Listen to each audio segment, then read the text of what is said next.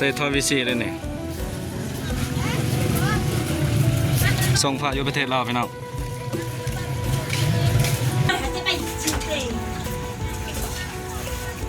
จำไม่ได้ดอกจะไปได้จำบ่ได้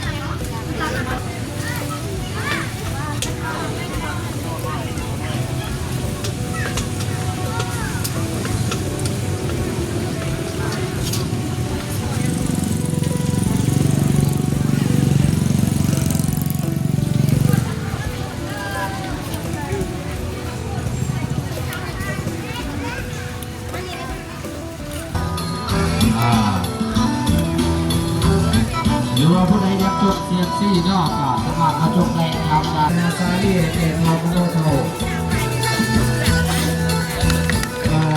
พอไปนอกอาจจะเป็นการแบ่งกันก็ได้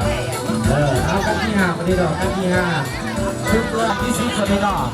ชุดเรืออินทาที่ใส่ในเกียรติข้ามลงมาขอเอาหน้ามีกระดิ่งในน้องซอเข้าไปดอกเขาจะว่าโอ้เขาออกเนาะอันนี้ถือว่าตอนนี้เราจะพูดกันอย่างไรเป็นว่าแต่ว่าไม้ลุ่มจะสิดีขนาดนะครับแบบที่3ก็คือเมื่อองค์กษัตริย์ไทยก็กษัตริย์กระโดดเจ้าเมื่อได้งานบ้านยังหมาอาจจะได้รถกีได้บริจาคให้แก่เจ้าข้าเขาคือคนขอใจบ่มีมนทิพย์ใจเลยบ่มีอันมาเป็นเพียรเชื่อตามโฆษณาบริจาคที่ว่าที่ใจเจ้าเป็นคนอย่างซื่อสัตย์นอกเป็นคนใจดีการท่องให้หมัดอาธนาคือว่าสมาธิใจนอกหน้าไปเด้อหน้าไปเอานอกนะครับสุดเทียมเลยมาทีกันมาสูงโอ้ทุกหลายเลยเดี๋ยว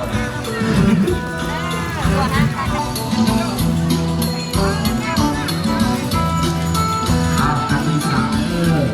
นะครับจับใจกับสื่อธนาคารดึงเรือพายดึงเรือองค์พระไทยนอกพระสัตโลเจ้าพระใจข้าพระยามาพระใจโลกีได้บริจาคให้เองหล่อมาเผ่าคุณขอใจบ่มีคนที่ไม่ได้เลยบ่มีอันเขาเอาไว้กันหมดไว้เอาไว้